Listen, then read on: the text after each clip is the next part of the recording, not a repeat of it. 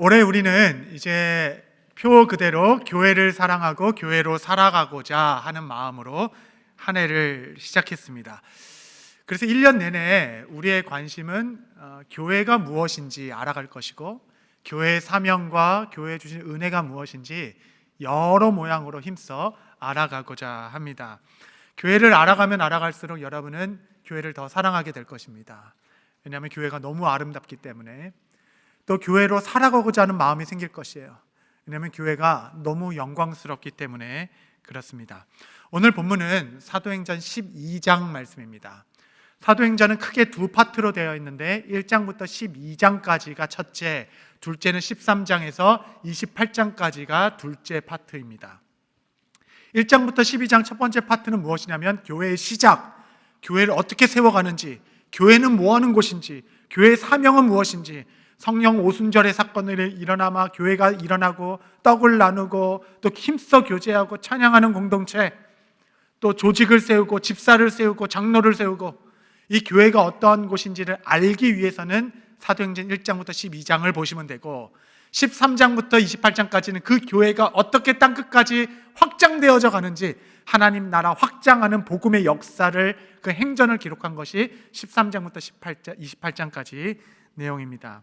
오늘 본문은 12장, 그러니까 교회가 어떤 곳인지 알려주시는 마지막 레슨, 교회는 이런 곳이다 라는 마지막 가르침 안에 오늘의 함께 읽은 본문에 따라 교회는 힘써 기도하는 공동체, 이것이 사도행전이 그리고 있는 교회요, 교회로서의 정체성입니다.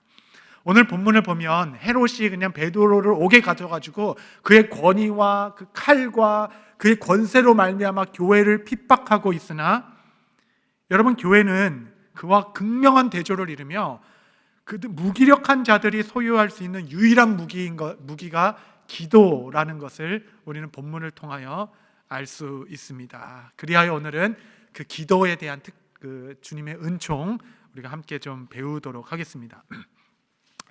초대교회는 복음을 전파하며 어려움에 봉착했습니다.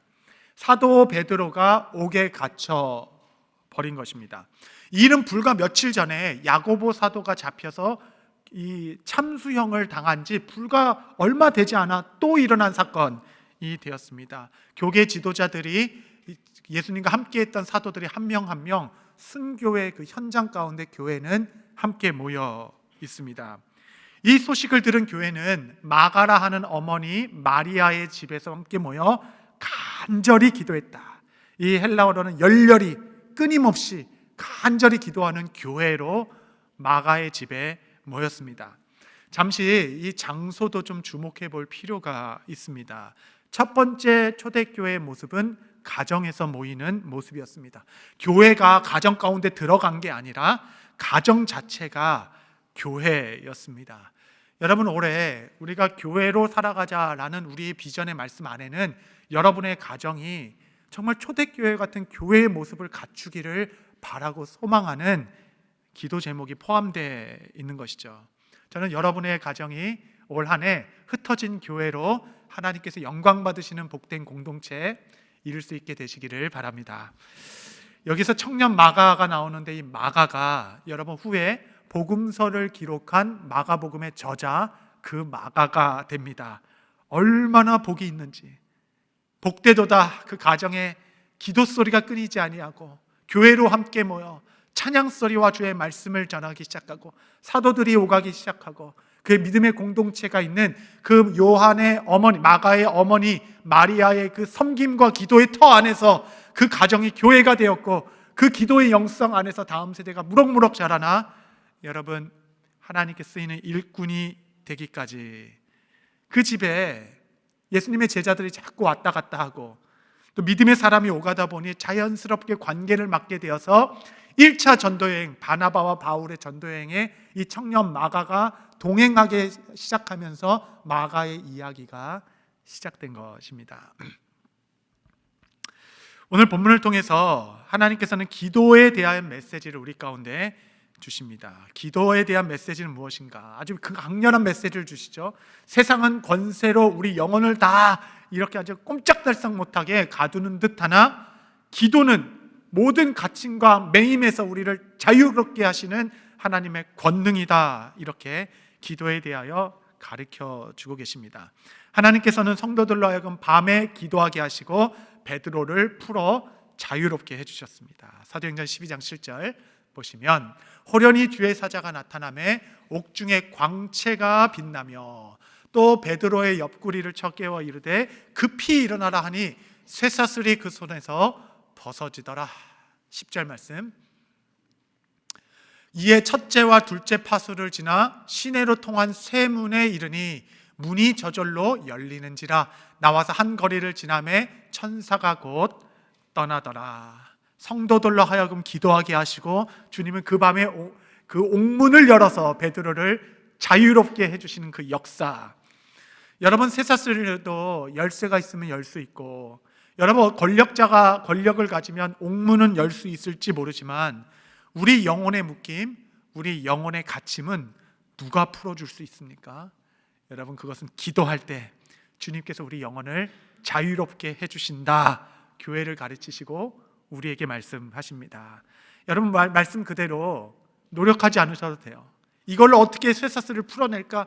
이 다른 게 감옥이 없으면 그냥 출국이 없는 게 감옥인데 이 감옥 같은 상황을 어떻게 이겨낼 수 있을까? 여러분 고민하고 탈출 계획 따지 않으셔도 됩니다. 저절로 열려 있을 것이에요. 어느새 풀려 있고 길을 가는 동안 거침이 되지 않도록 저절로 쇠문이 열려져 하나님께서 우리 영혼을, 우리 심령을 자유케 해 주실 것입니다. 하루를 살다 보면 여러 가지 이 원하지 않지만 족쇄들과 감옥과 같은 곳에 우리 영혼이 철커덩철커덩 갇히게 됨을 경험합니다. 세상이 우리를 얼마나 두렵게 하는지, 얼마나 세상의 염려로 우리의 영혼을 옥죄어 오는지 모릅니다. 때론 낙심과 중독과 분노, 시기, 질투, 이 상처라는 것은 준 사람은 없는데 받은 사람만 있는, 이렇게 많은, 그게 상처 아닙니까? 상처가 우리 가운데 있게 되고 그냥 사냥꾼에 잡힌 새처럼 옴짝달싹 못하게 영혼 속의 죄수처럼 우리 가운데 머물게 하는 세상의 감옥과 같이 우리의 영혼을 짓눌러 버립니다. 여러분의 영혼은 어떠십니까? 지난 한 주는 어떠셨습니까? 여러분은 어떤 마음으로 오늘 주님 앞에 나오셨습니까? 그러나 하루를 정리하며 기도하는 그 밤에, 교회가 함께 기도하는 그 밤에 모든 쇠사슬에서 세상의 두려움과 낙심과 감옥 같은 상황에서 우리 영혼을 풀어 자유롭게 해주시는 그 은총을 주시겠다 말씀하십니다. 특별히 여러분, 이 사건은 밤에 일어난 사건입니다. 저는 여러분이 밤에 기도하실 수 있게 되시기를 바랍니다. 동일하게 옥문 열리는 사건이 한 번 더 나오는데 사도행전 5장 18절 19절. 사도들을 잡아다가 옥에 가두었더니 주의 사자가 밤에 옥문을 열고 끌어내어 이르되. 여러분, 밤의 역사, 하나님께서 밤에 우리 영혼을 풀어주시는 거예요. 우리 심령을 자유케 해주시는 거예요. 여러분, 우리는 아침에 열심히 일하고 밤에 쉬자라는 그 리듬을 갖고 있지만 성경적 하루의 세계관은 저녁부터 아침이 되는 이는 첫째 날이라 밤부터 아침으로 연결되는 하루의 리듬을 갖고 있습니다. 그래서 열심히 일한 자가 쉬는 것이 아니라 밤에 잘 쉬고 안식한 자가 열심히 일하게 되는 세계관, 하나님께서 창조의 리듬을 그렇게 만들어 주셨습니다. 그러므로 하루를 시작하는 깊은 밤에 하나님께서 우리 영혼을 풀어주시는 거예요. 우리 영혼을 자유케 해주시는 겁니다. 우리 영혼을, 이 수고하고 무거웠던 철컹철컹 다친 영혼을 자유케 해주시는 겁니다. 여러분, 하루도 밤에 육신의 안식을 제대로 치우지 못하면 그 다음날은 다 망치게 되어 있는데 여러분의 영혼은 어떠십니까? 안식을 취하고 계십니까? 사탄은 이 밤을 파괴한 것이에요. 밤의 문화, 이 세상의 밤 문화를 보십시오. 얼마나 요란한지 밤을 다 엉망진창으로 파괴해 놓으니 복음을 들고 세상에 살아갈 힘을 잃게 됩니다. 유흥가 가보면 청년들이 가득한데 여러분, 그 유흥가의 그 피크, 가장 아주 강렬한 시간대를 보려면 11시에 가면 모릅니다. 12시에 가도 몰라요. 그때는 이제 시작하는 시간입니다. 여러분, 새벽 2시, 아주 그냥 밤 유흥의 절정, 새벽 2시에서 4시 사이에 얼마나 현란한지, 내일이 없는 것처럼 얼마나 흥청망청 청년들이 지내고 있는지 모릅니다. 유흥가를 가보시려면 여러분 2시, 3시, 4시에 가지 마시고 새벽 5시에 가보십시오. 아침 6시에 가보십시오. 여러분 절망이 얼마나 덮고 있는지. 다른 데가 지옥이 아닙니다. 그곳이 지옥이에요. 밤을 그렇게 보내고 그 누구도 마음의 상쾌함과 아주 그냥 기쁨과 소망을 가지고 하루를 시작하는 청년들은 없습니다. 여러분, 사탄은 밤을 함몰시켰습니다. 기쁨과 낙담과 절망 가운데 힘써 일해야 되는 낫을 무너뜨리기 위하여. 성도 여러분, 여러분들의 밤은 어떠십니까? 여러분 가정의 밤의 문화는 어떠십니까? 성경에는 곳곳에 하나님께서 개인적이고 아주 친밀한 관계를 밤에 그의 종들과 깊게 가지셨습니다. 밤에 친밀하게 만나주시고 은혜로 부어주셨어요.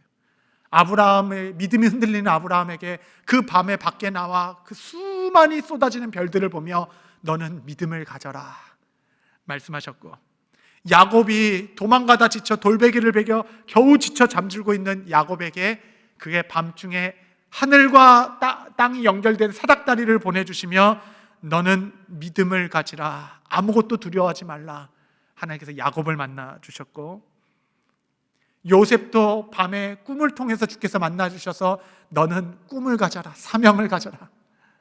솔로몬도 밤새 기도하다 잔 그 밤에 하나님께서 하늘문을 열어서 지혜를 쏟아부어 주셔서 낮낮 그 하루 동안에 그 일을 충분히 감당하도록 지혜를 밤에 쏟아 부어주신 주님의 은혜, 인생의 역전이 일어나는 시간.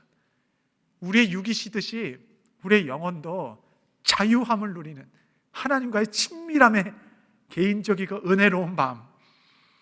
저도 하루 종일 사역을 하다 보면 매일같이 세상에서 외치는 소리에 제 영혼이 상하고 가침을 느낍니다. 이 세상은 돌을 떡으로 만들어봐라 라고 저한테 계속적으로 원수들은 요청을 하고, 높은 곳에서 뛰어내서 이 말씀을 증명해봐라, 내게만 절하면 천하 만문을 다 내게 주겠다, 하나님 말고 야망을 섬겨라, 계속적으로 이 세상에서 오는 메시지로 우리 영혼이 상하고 족쇄에 묶인 것 같으며 짓눌려져 있는 저의 영혼을 주님 앞에 가져 개인적이고 은밀한 그 기도의 밤에 주 앞에 나아갈 때마다 모든 짐을 다 벗겨주시는 하나님의 은혜. 그렇지, 떡으로 사는 것이 아니라 말씀으로 사는 것이지, 다시 사명과 소명과 내 영혼이 숨쉬게 하는 그 자리에 주님께서 우리 영혼을 불러주십니다. 여러분, 영혼을 망치는 법이 있어요. 영혼을 망치는 법, 부단히 애쓰실 필요가 하나도 없습니다. 영혼을 망치는 법은 그냥 가만히 놔두십시오. 여러분의 마음을 낙심한 채로, 두려움에 둘러싸인 채로, 교만해진 그 채로 그냥 가만히 놔두시면 우리의 영혼은 두려움으로 인하여 인격이 무너지고 낙심으로 인하여 무기력해질 것이며 상처는 쓴뿌리를 남기게 될 것이고 교만은 우리를 패망으로 이끌어가게 될 것입니다. 사역을 하다 보면 때로는 정말 뭐가 뜻대로 되지 않아서 힘들어서 그냥 어깨를 축 늘어져서 그냥 바닥을 쓸면서 이렇게 돌아갈 때도 있고, 때로는 너무 이게 기쁨이 있어가지고 그냥 집으로 걸어 들어가지 않고 이렇게 떠서 간 적이 있어요. 떠서 너무 기뻐가지고 너무 그냥 떠서 이렇게. 그래서 제 아내는 제가 들어오는 발자국 소리만 들어도 오늘 무슨 일이 있었구나라고 아는 듯합니다. 때로는 낙담될 때도 있고 때로는 붕 떠서 하루를 마무리할 때도 있겠지만, 밤에 기도하며 나의 두려움을 다 아버지께 올려드리고, 나를 공격했던 그 사람이 있다면 하루를 넘기지 말고 주님의 은혜에 따라 용서의 은총을 구하고, 여러분 나의 교만한 마음이 있다면 합당한 영광을 아버지께 올려드리며 내 영혼이 그 철장에서 자유롭게 하는 개인적이고 은혜로운 기도의 밤. 여러분, 가장 강력한 영적 전쟁은 사탄이 나에게 무엇을 했는지 낱낱이 하나님께 고하는 겁니다. 원수들이 나를 얼마나 침노게 하는지, 얼마나 나를 하여금 교만하게 하려고 했었는지, 이렇게 행동하는 것이 얼마나 바보 같은 일이다라고 거짓말로 참소하고 고발했는지, 원수들이 나에게 했던 이 모든 말들을 낱낱이 하나님께 고하기 시작할 때, 여러분 그것은 가장 강력한 영적 전쟁이 되어서 권세를 가지신 그리스도 앞에 나의 모든 것을 토하기 시작할 때 사단은 다 무장해제돼서 한 길로 왔다 일곱 길로 다 물러가게 되는 것이에요. 여러분, 그때 우리 영혼은 자유함을 얻게 됩니다. 여러분, 이것이 다 시편의 기도잖아요. 얼마나 그의 격정을 하나님 앞에 있는 그대로 쏟아내며 하나님께 도움을 요청했는지. 여러분, 이 사도들이 옥문에서 자유롭게 하는 것이, 그 자유함이 얼마나 대단한지 본문은 보니까 그 유괴, 그냥 감옥에 있다가 유괴 자유롭게 된 게 아니었더라고요. 그냥 꼼짝달싹 못하게 잡혀있다가 이제 뭐 마음대로 움직일 수 있다 이런 자유함을 준 것이 아니라 심령의 자유함, 영혼의 담대함, 영혼의 자유함으로 그 심령의 옥문을 여신 겁니다. 왜냐하면 5장에 보면 옥문에 갇혔다가 죽기 일보 직전에 이 철장을 열어서 그들을 자유케 해주셨는데, 자유케 하자마자 하나님께서 하신 말씀은 야, 정말 큰일 날 뻔했구나, 죽을 뻔했구나, 이제 꽁꽁 숨어라 라고 하신 것이 아니라 너는 내일 아침에 다시 성전에 서서 이 말씀을 전하라. 성전은 가장 많은 사람들이 모이는 곳. 여러분, 이들은 굳이 말하자면 탈옥수 아닙니까? 탈옥수는 숨어야 되는데 내가 상처받은 그 자리, 나가 공격받은 그 자리, 생명을 위협받은 그 자리, 그 자리에 나가 다시 쓰게 하심으로 그 복음을 두려움 없이 전하게 하는 영혼의 자유함. 여러분, 이 자유함 누가 준 것입니까? 이 자유함은 어디서 얻을 수 있나요? 여러분, 나를 아프게 했던 그 사람, 그 자리, 그 행동, 그 모습 그대로 다시 그 아침에 담대히 설 수 있는 그 영혼의 자유함과 그 담대함, 하나님께서 그의 심령의 옥문을 여시사 용맹한 장수와 같이 담대함을 주셔서 그 사명을 끝까지 감당하도록 그 영혼의 자유함을 그 저녁에 허락해 주셨습니다. 여러분, 베드로가 처한 상황을 보십시오. 군인 4명씩 4개의 조를 만들어서 24시간 가두게 하였습니다. 단 1분도 비지 않도록 감시하는 거죠.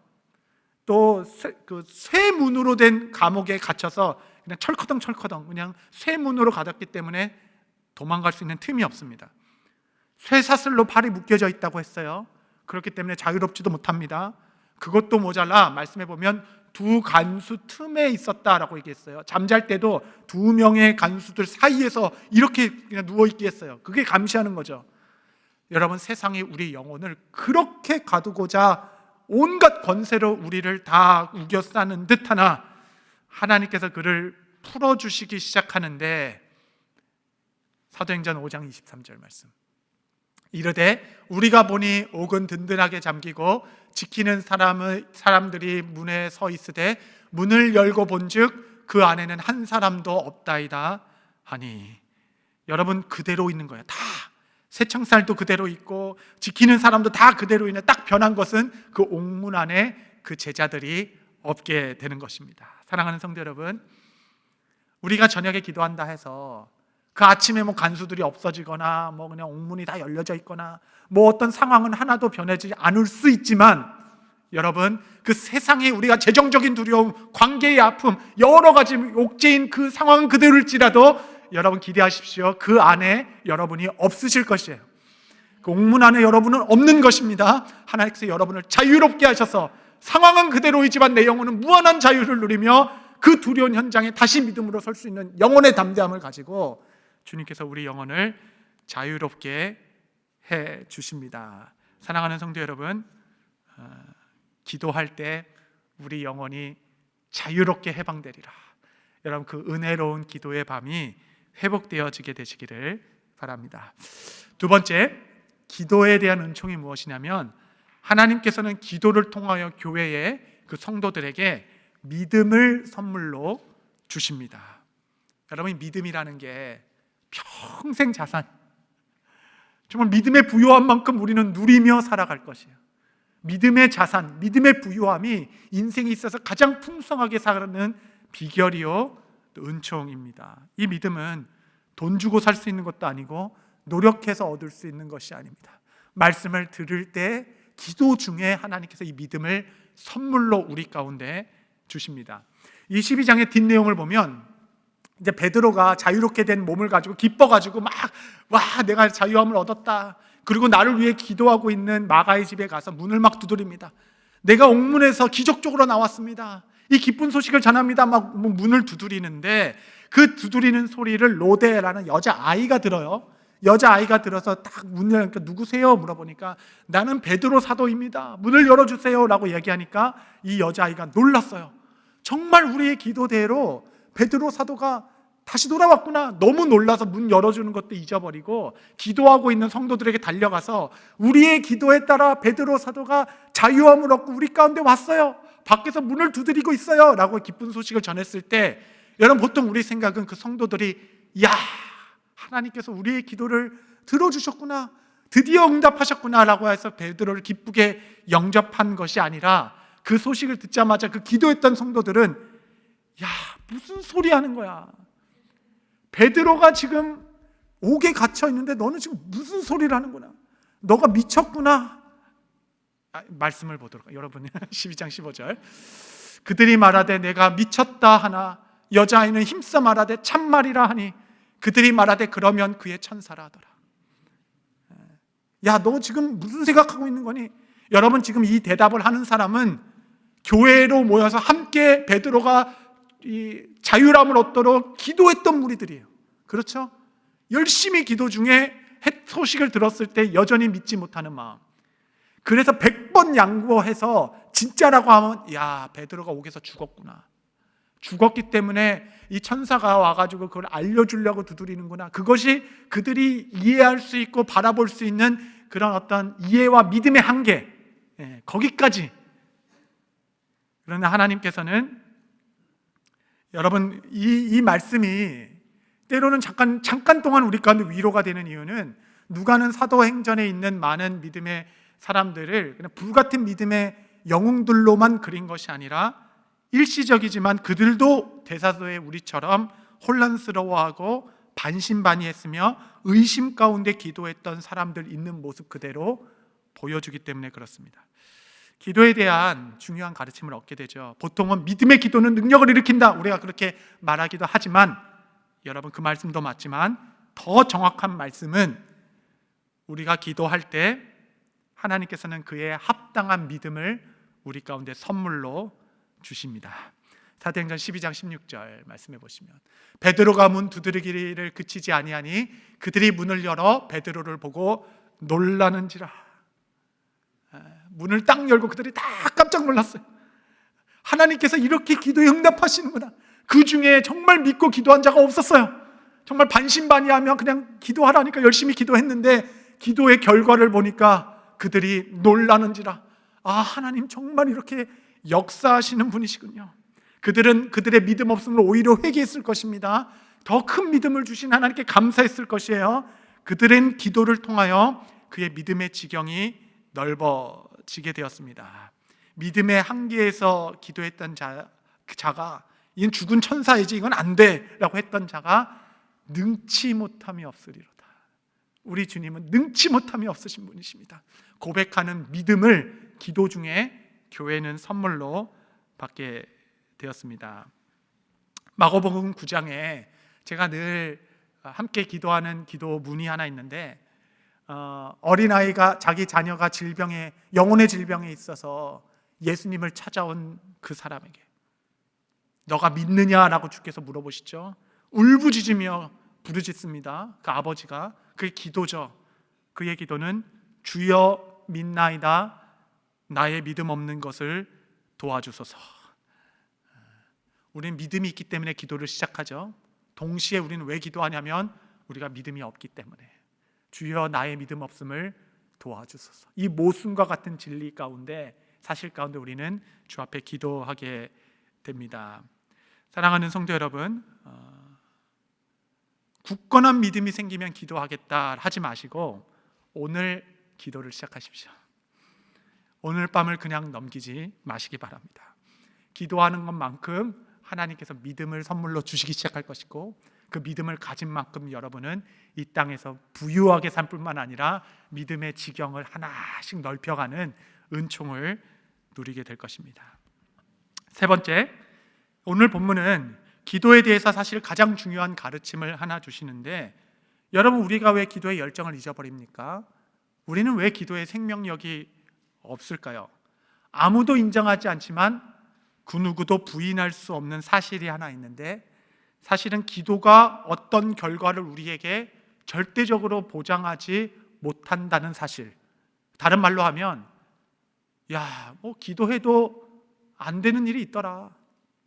반대로 기도도 안 했는데 어떤 일은 그냥 잘 진행되더라. 어떤 그 기도라는 것이 어떤 상황을 절대적으로 보장하지 않는다라는 우리 경험에서 온 사실을 증명하며 교회의 생명력을 조금씩 잃게 되는 거죠. 본문도 마찬가지 아닙니까? 야고보가 갇혔을 때 교회는 간절히 기도했을 것이에요. 똑같이 간절히 기도했음에도 야고보는 순교하였고, 같은 상황에서 베드로는 풀려났습니다. 같은 상황에서 정반대의 두 가지의 결과가 일어났습니다. 여러분, 실제적으로 이런 상황을 경험하면서 기도가 실제적으로 우리 삶에 어떤 변화를 일으킬 수 있을까, 이러한 생각들이 기도의 거침이 되는 것이 우리의 정직한 심령이죠.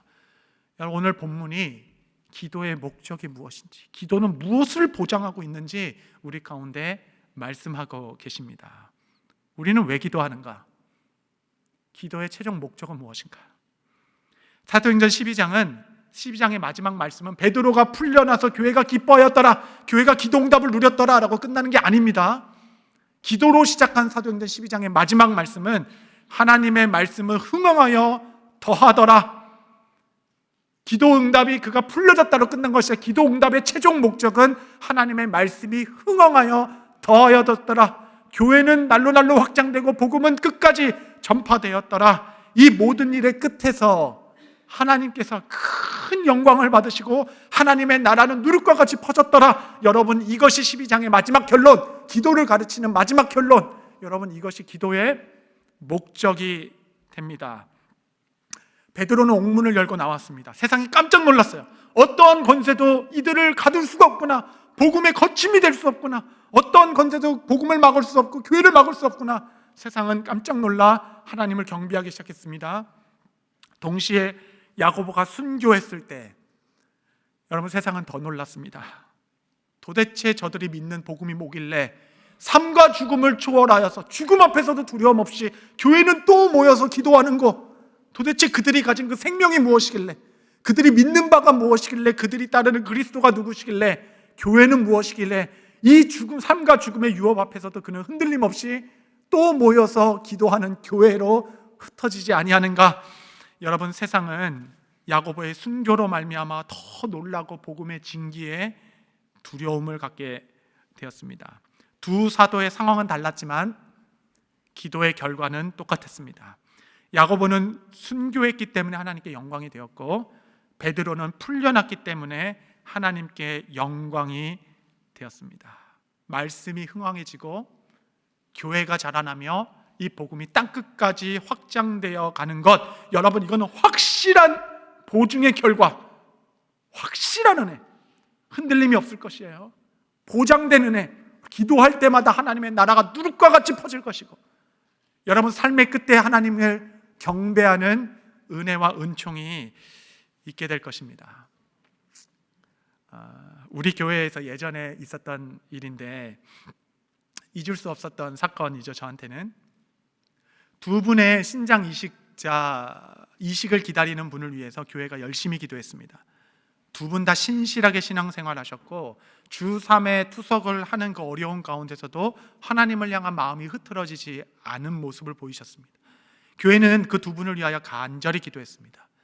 그 중에 한 분이 치료차 한국에 들어가셨다가 거기서 하나님의 부르심을 받고 다 정리하여 절차를 밟아 미국으로 모셔 가장 오래 섬겼던 뉴욕의 모 교회에서 장례 예배를 치르셨는데 그날이 주일날이었습니다. 보통 주일날 안 하는데, 그래서 사역을 마치고 저녁 때 장례 예배를 참석하여 그 교회를 이 장례 예배를 드리고 돌아오는 길에, 같은 날 그 다리 넘어 돌아오는 길에 차 안에서 전화를 받게 되는데 또 한 분의 신장 이식을 기다리는 그분으로부터 받은 전화였습니다. 그분은 기적과 같이 목사님, 장기 이식자들을 찾아서 오늘 저녁 11시에 수술을 받게 되었습니다. 기도해 주십시오. 제가 이 같은 날 한 분은 천국으로 보내고 한 분은 새 생명을 얻고, 참 많은 생각을 하게 되었습니다. 여러분, 누가 더 은혜 받은 자일까요? 하나님은 누구의 기도를 응답해 주시고 누구의 그 기준은 무엇일까요? 여러분, 이 두 분의 공통점이 있었습니다. 두 분의 삶을 통하여 하나님께서 받으신 영광이었습니다. 그 장례 예배는 유언에 따라 평생 섬긴 교회에서 드리게 되었고, 장례 중에 담임 목사님은 이 권사님이 교회 개척 때부터 이렇게 교회가 서기까지 가장 헌신한 성도님 되시다라고 이야기하시면서 이 교회가 이 권사님의 평생의 삶의 열매고 하나님께 드릴 결과입니다라고 얘기할 때 교회가 은혜로 충만했습니다. 한 선교사님이 오셔가지고 이야기한, 너무 힘들어서 이제 선교사를 그만두려고 했는데 권사님이 선교지까지 왔대요. 딱 한마디 했답니다. 언니, 힘들면 그냥 돌아와. 우리는 다 언니를 맞이할 준비가 돼 있어. 와서 쉬고 충분히 회복한 다음에 그때 마음 있으면 다시 나가도 돼.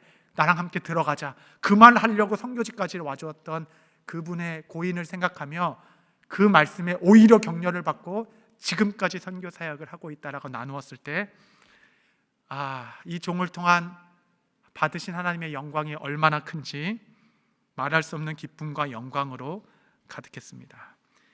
이식을 받은 분도 마지막 그 수술 받는 날까지 와서 봉사하시고 맡은 바를 충성하시고 지금까지도 감동과 도전 가운데 봉사하고 계신 귀한 우리의 지체, 여러분, 이 소식을 듣는 교회가 인식을 받았다는 소식을 듣고 기도했던 모든 자들이 얼마나 기뻐하고 하나님께 경배하였는지. 사랑하는 성도 여러분, 이 모든 일의 공통점, 우리는 함께 기도하였고 한 사람은 삶을 통하여, 한 사람은 죽음을 통하여 하나님께 영광이 되었으며 교회는 크게 그 은혜를 찬송하게 되었습니다. 사랑하는 성도 여러분, 우리의 기도는 삶과 죽음을 초월합니다. 언제부턴가 교회 안에는 너무 치유되었고 너무 성공했고 너무 이 땅에서 그 일을 이루었다라는 간증만 많게 된 것 같아요. 그래서 오히려 기도의 동력을 잃었습니다. 기도는 그렇게 작은 것이 아닌데, 복음은 그렇게 작은 것이 아닌데, 기도와 복음과 하나님의 응답은 우리의 삶과 죽음을 초월하며 이 땅에서의 승패를 초월하며 하나님, 그 원대한 하나님의 계획 가운데 확실한 보증, 흔들리지 않는 결과, 이 결과를 붙들고 기도해라. 이 삶의 끝에 하나님께서 받으실 영광이 충만하다 하시니, 여러분, 기도 중에 낙담치 마시고, 기도하는 이유는 확실한 은혜를 우리가 붙들고 흔들리지 않는 결과를 우리를 붙들고 있기 때문에 그렇습니다. 사랑하는 성도 여러분, 일이 다 잘 되고 내 뜻대로 성공 다 하고 인생도 내 뜻대로 다 했는데 인생의 마지막에 허무함과 공허함이 밀려오면 어떡하실 거예요? 우리 자녀들 믿음 가운데 다 잘 키우고 정말 좋은 대학들 열심히 해서 다 보내고 다 했는데 돌아보니 허무와 공허와 빈 마음이 들면, 여러분, 그때 그 인생의 아픔은 어떡하실 것입니까? 확실한 은혜로 붙들어 주시는데 지금은 어그러지는 것 같고 지금은 힘든 것 같더라도 하나님은 삶의 중간을 붙든 것이 아니라 삶의 끝을 붙들고 계신 하나님, 알파와 오메가, 내가 시작이고 내가 끝이다. 여러분, 그 끝에서 말할 수 없는 감격, 말할 수 없는 충만함, 말할 수 없는 경배, 그 누구도 그 장례식에 참여하여 괜히 기도했다, 낫지도 못할 것인데 그런 사람이 한 명도 없었을 것이에요. 그 감동과 그 경배, 그의 삶을 통하여 받으신 하나님의 영광. 사랑하는 성도 여러분, 야고보는 순교했어도 교회는 그 두려움에서 자유했습니다. 얼마나 놀라운 간증입니까? 얼마나 하나님께서 영광 받으실 놀라운 일입니까? 여러분, 기도할 만큼 그 일의 끝에서 하나님은 영광을 받으신다 하시니 우리는 기도 중에 낙심하지 아니하고 주님께 나아가게 됩니다. 말씀을 정리하며 제가 한 가지 사진을 좀 보여드리겠습니다. 사진을 좀 보여주시면, 많이 보셨죠? 때론 이 사진을 좀 묵상해 보면서 기도하는 어머니, 여기 안에 교회 부흥, 제자 훈련, 자녀 양육, 제자 모든 게 다 들어가 있죠. 저 때 무슨 좋은 시스템이 있습니까? 무슨 박사 받은 무슨 설교자가 있었겠어요? 저 때 무슨 좋은 주일학교 프로그램이 있었겠습니까? 하나는 들러엎고 하나는 그냥 멍하니 앉혀놓고, 저분 지금 뭐하고 계시나요? 어쨌든 기도하면서 삶의 애환을 주 앞에 다 토로하고, 기도밖에 할 게 남은 게 없어. 우린 무기력하니까 주 앞에 기도하는 그 교회의 모습. 내 집은 만민의 기도하는 집이라 교회는 간절히 기도했더라. 여러분, 이것이 사도행전이 말하고 있는 교회입니다. 사랑하는 성도 여러분, 올해 우리는 교회로 살아가는 성도가 되기를 소망하는 겁니다. 간절히 기도하실 때 세상에 여러 거침이 있으나 우리는 넉넉히 이겨낼 것입니다. 어떠한 권세도 여러분의 영혼의 자유함을 가두지 못할 것입니다. 세상의 굳건한 파도 가운데서도 굳건히 이길 넉넉한 믿음을 하나님께서는 여러분에게 허락해 주실 것입니다. 무슨 일을 맡기든 일의 끝을 바라보시고 그 끝에 하나님 받으실 영광이 있다 하시니 그 확실한 보증을 붙들고 아버지께 기도하나이다. 교회로 살아가시는 성도님들 되시기를 축복합니다. 이 시간 우리 다 같이 함께 말씀을 기억하며 기도하겠습니다. 기도하실 때, 예 주님, 제가 많이 두렵습니다. 제 안에 큰 염려가 있습니다. 하나님, 내 영혼이 깊게 낙심하였고 내 영혼의 감옥에 갇힌 것처럼 두렵습니다. 고백하는 자마다 하나님 주의 은총을 베풀어 주셔서 은혜의 빛으로 비춰주시고 나의 영혼을 자유롭게 하시사 하나님 넉넉히 이길 믿음을 허락하여 주셔서 이 일의 끝에 공허함과 아픔이 있는 것이 아니라 주님을 향한 경배와 복음의 확장이 있게 하옵소서. 간절한 마음으로 우리 함께 주 앞에 기도합니다.